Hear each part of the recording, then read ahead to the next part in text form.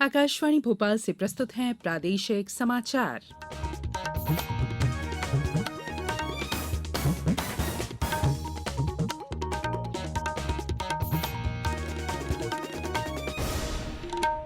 नमस्कार, समाचारों के साथ मैं संयुक्ता बैनर्जी। सबसे पहले इस बुलेटिन के मुख्य समाचार। अंतरिक्ष में बढ़ाए देश ने अपने औद्योगिक कदम, एक साथ 36 उपग्रहों का किया सफल प्रक्षेपण।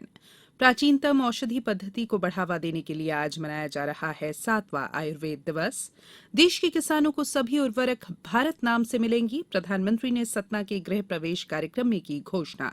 और टी20 क्रिकेट विश्व कप में आज भारत और पाकिस्तान के बीच ऑस्ट्रेलिया के मेलबोर्न में होगा मुकाबला। अब समाचार विस्तार से। भारतीय अंतरिक्ष अनुसंधान संगठन इसरो ने आज तड़के अपने पहले वाणिज्यिक मिशन के तहत प्रक्षेपण यान मार्क 3 M2 से 36 उपग्रहों का सफल प्रक्षेपण किया। विदेशी कंपनी वन वेब के उपग्रह आंध्र प्रदेश के श्रीहरिकोटा सतीश धवन अंतरिक्ष केंद्र से प्रक्षेपित किए गए। प्रक्षेपण के बाद इसरो अध्यक्ष एस सोमनाथ ने कहा कि ये अवसर अंतरिक्ष केंद्र में उपस्थित सभी लोगों के लिए शुभ दीपावली का है। उन्होंने कहा कि उपग्रहों को सफलतापूर्वक अलग किया गया और लक्षित कक्षा में पहुंचा दिया गया। न्यू स्पेस इंडिया लिमिटेड के अध्यक्ष और प्रबंध निदेशक डी राधाकृष्णन ने कहा कि इसरो ने अपना ये जटिल मिशन 3 से 4 महीने की अवधि में पूरा किया। पूरे मिशन के दौरान इसरो की तकनीकी क्षमता उल्लेखनीय और उच्च स्तर से पेशेवर रही। प्रत्येक उपग्रह हर 109 मिनट में धरती का चक्कर लगाएगा। ये मिशन पूरा हो जाने पर कुल 588 उपग्रह कार्यरत होंगे। इस मिशन से दूरसंचार और संबंधित सेवाओं की क्षमता बढ़ेगी। इसरो अध्यक्ष ने बताया कि चंद्रयान मिशन अगले साल संपन्न होगा।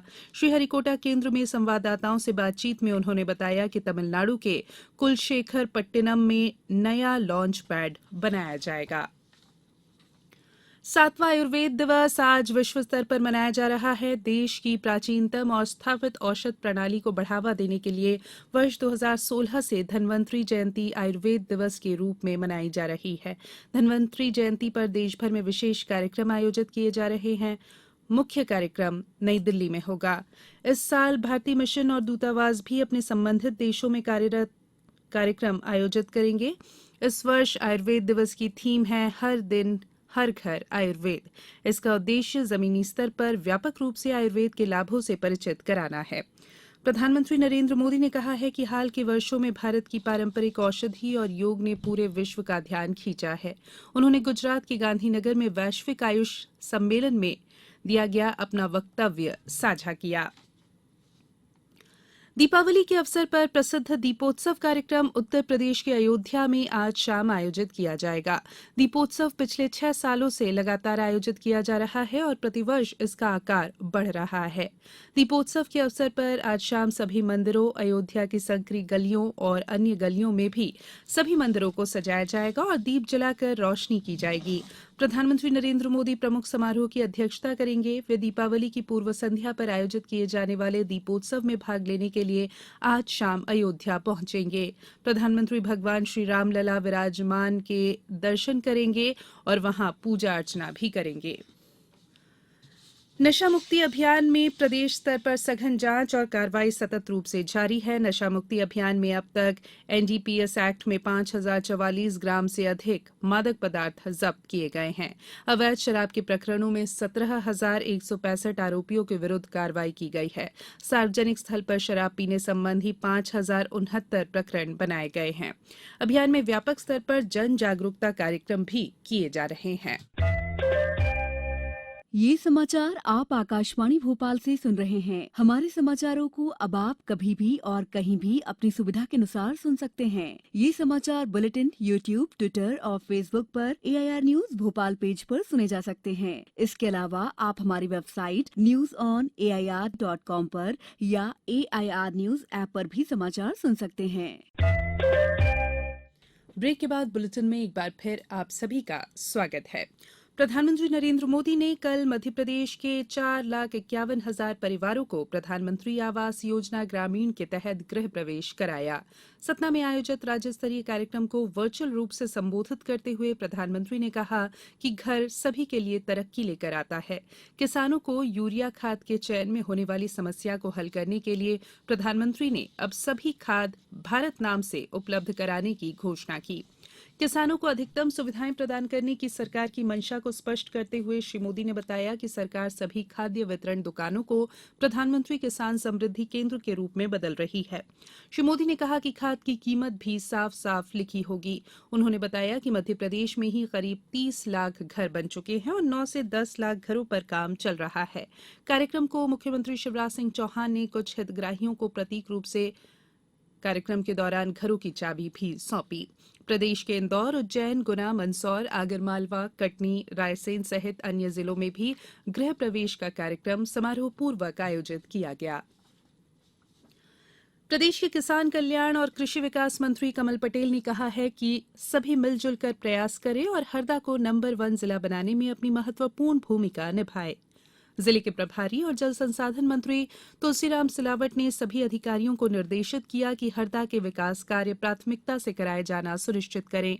दोनों मंत्री कल हरदा जिला पंचायत सभाकक्ष में अधिकारियों के साथ समीक्षा बैठक को संबोधित कर रहे थे। उन्होंने सतना में आयोजित राज्य स्तरीय प्रधानमंत्री आवास योजना गृह प्रवेश कार्यक्रम में वर्चुअली शामिल होकर हरदा जिले के 495 हितग्राहियों को आवासों की सौगात दी। धनतेरस के अवसर पर हरदा जिले के जनपद पंचायत खिरकिया के 185, जनपद पंचायत टिमरनी के 170 और जनपद पंचायत हरदा के 140 हितग्राही प्रधानमंत्री आवास योजना से लाभान्वित हुए। कृषि मंत्री श्री पटेल ने कहा कि हरदा गेहूं, चना और मूंग उत्पादन में अग्रणी जिला है। किसान खेतों की मेड़ पर प्रदेश सरकार द्वारा चलाए गए अंकुर अभियान में पौधरोपण करें। बात करेंगे क्रिकेट की। 2020 क्रिकेट विश्व कप में आज मेलबर्न में भारत पाकिस्तान के साथ अपना अभियान शुरू करेगा। ये मैच भारतीय समय के अनुसार दिन में 1:30 बजे शुरू होगा। दोनों देशों के बीच पिछला मुकाबला इस साल दुबई में एशिया कप में हुआ था, जिसमें दोनों टीमों ने एक-एक मैच जीते थे। आकाशवाणी से इस मैच का आंखों देखा हाल हिंदी और अंग्रेजी में बारी बारी से प्रसारित किया जाएगा। ये प्रसारण FM रेनबो, इंद्रप्रस्थ और अन्य चैनलों पर उपलब्ध होगा। सुपर 12 के पहले मैच में कल न्यूजीलैंड ने मौजूदा चैंपियन ऑस्ट्रेलिया को 89 रन से हरा दिया। 201 रन के लक्ष्य के जवाब में ऑस्ट्रेलिया की टीम 17 ओवर और एक गेंद में 111 रन पर ही सिमट गई। इससे पहले न्यूजीलैंड ने पहले बल्लेबाजी करते हुए निर्धारित 20 ओवर में 3 विकेट पर 200 रन बनाए। एक अन्य मैच में इंग्लैंड ने अफगानिस्तान को 5 विकेट से हरा दिया। अब कुछ समाचार संक्षेप में। प्रधानमंत्री आवास योजना ग्रामीण का खंडवा जिले का जिला स्तरीय गृह प्रवेश कार्यक्रम कल ग्राम रुस्तमपुर में संपन्न हुआ। राष्ट्रीय आयुर्वेद दिवस धन्वंतरी जयंती के अवसर पर आयुष विभाग आगरमालवा में आज पुराना अस्पताल में निःशुल्क स्वास्थ्य शिविर और औषधि वितरण शिविर लगाया जाएगा। मंदसौर जिला कलेक्टर ने सिंधपन आंगनवाड़ी केंद्र पहुंचकर बच्चों से चर्चा की। इस दौरान उन्होंने आंगनवाड़ी में लगाई गई पोषण वाटिका को भी देखा। नरसिंहपुर के मगरथा गांव में खेलते हुए कल 4 बच्चे मिट्टी की खदान धंसने से उसमें दब गए। घायल बच्चों को इलाज के लिए जिला अस्पताल लाया गया, जहां उनका इलाज जारी है। फिलहाल सभी बच्चे खतरे से बाहर बताए जा रहे हैं।